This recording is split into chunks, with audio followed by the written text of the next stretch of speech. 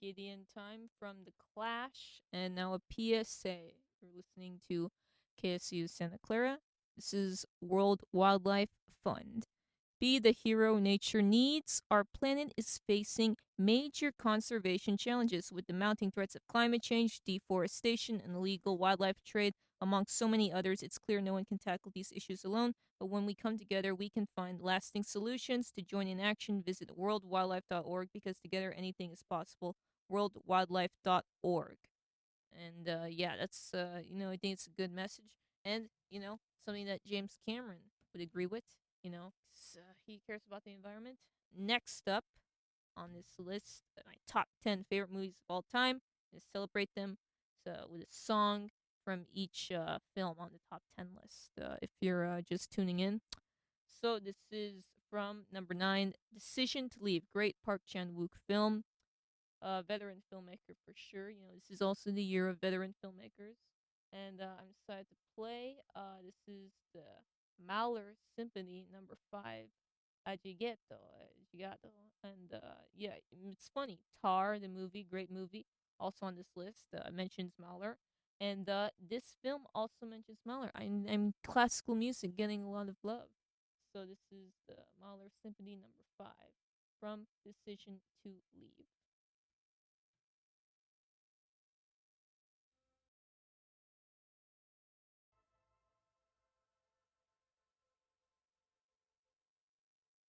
And let me just say this about Crimes of the Future.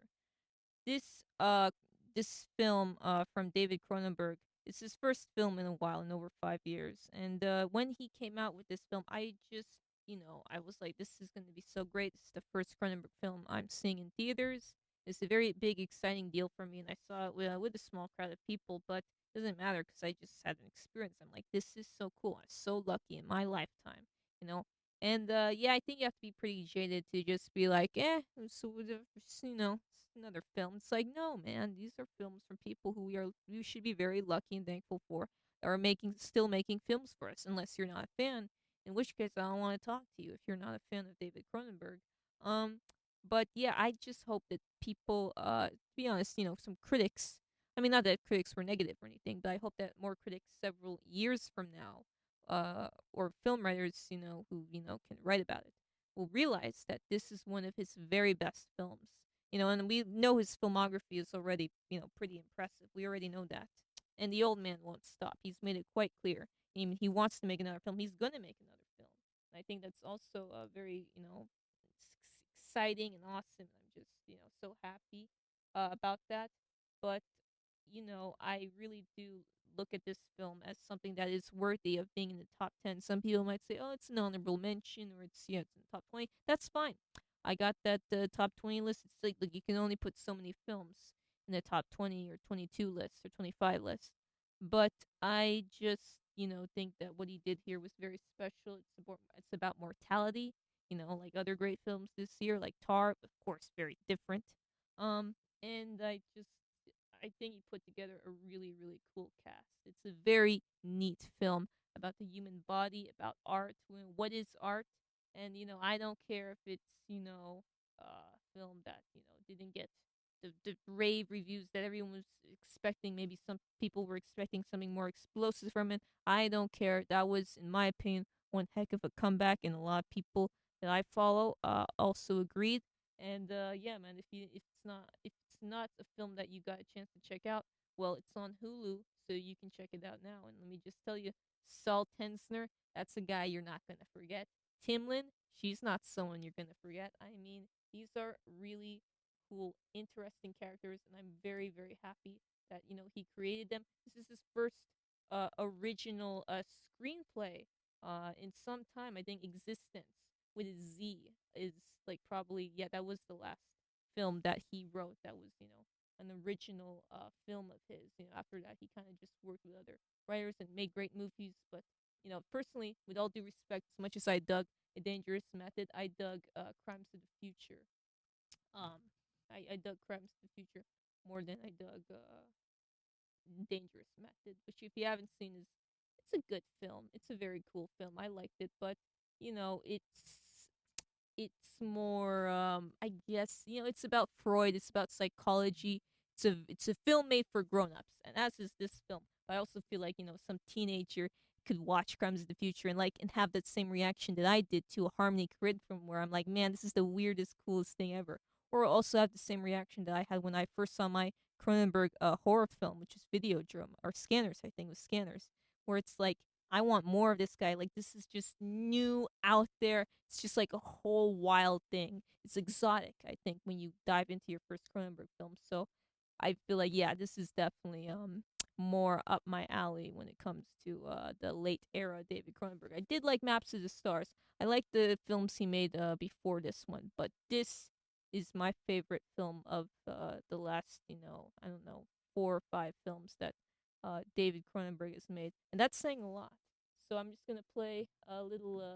I'm just gonna sum it up. Actually, I'm gonna let Timlin sum it up here in the best way possible, because long live the new flesh. That was a great motto. That was a really great motto. But this motto is also very cool, and I also really dig it. So let's hear it. Surgery is sex, isn't it? Is it? Hmm. You know it is. Surgery is the new sex. Hmm. Look, she's not wrong. She's not wrong. And I love her for it. And Timlin, I mean, I love these characters. So many cool stuff here. It's just like, you're a Philistine, and also you're a bit of a prude if you can't appreciate a film that's high art, may I say, but also has scenes where, it's like two naked women get into a pod, or two naked, not naked women, but two women, sort of like drill a guy, literally. Or, there's like someone, in a dentist chair. There's Saul in a dentist chair, and he's like looks like he's getting his teeth pulled out. I mean, how can you not dig that if you're into weird stuff? And there's also a beautiful statement to be made on art, and what it means to be an artist as you age, as you get older. There's that too. There's also, surgery is the new sex, and I love it. It's got everything. I can already picture that character from SNL. The Bill Hader character, Stefan, is just like, Crimes of the Future has everything. Surgery is the new sex. You got pods, you got weird dentist chairs, you got Salt Tisner in a heavy black cloak. All right, it's got everything. Organs, meats, everything. Chocolate bars that can kill you. I mean, it does have everything, and I love it for that. Anyway, that is number 8. Clocks in at number 8. Surgery is the new sex, aka Crimes of the Future. So number 7, we're gonna move on to number 7 is Nope. Very quickly, let me just add, it's KSCU Santa Clara 103.3, the Underground Sound, and you are listening to my own private radio with DJ Envy. So Nope is our 7th film on this top 10 list of mine, top 10 of the year, since it is that countdown time. And I gotta say, this is a film that I think came out around the same time as Crimes of the Future. The summer, it was a summer film, and I gotta say, a lot of people love this movie. So I'm just happy that we can all embrace it. And even though it shouldn't mean that much, I guess, to me or whatever, it did mean something to me to see, like, even critics who, I don't know whether or not they would like the movie. Richard Brody, I think he dug it. He dug it, and I loved that, and I loved seeing it on so many. I mean, it was no surprise that it ended up on so many top 10 lists. I guess what I'm saying is that I'm just happy that Jordan Peele has continued success. I mean, I always bet on the guy. I think he's amazing, and I was psyched for this. From the first trailer, I knew that it was going to be something weird and unpredictable, and I felt, I don't know what it was going to be, and that's what I loved about the trailer. I just knew, I had a feeling, gut feeling, I was going to be in good hands, and I was, and it freaked the heck out of me. I mean, I'll be honest with you, I was more scared from the beginning with the monkey than I was with the alien. I thought the alien ship, the spaceship, with, jean jacket, whatever that thing in the sky was, I thought that saucer would freak me out with whatever. But to be quite honest, even though they did make a really brilliant, disturbing scene, unsettling scene involving Jean Jacket, I gotta say, spaceship or saucer eating up horses is nothing compared to a crazed monkey running around on a TV show set. That is wild stuff, and I just love the fact that and if you've seen Nope, uh, Jupe, the character played by was yeah, he's played by Steve Yo, or is it, hold on, Steve Yun, Steve Yun, my bad.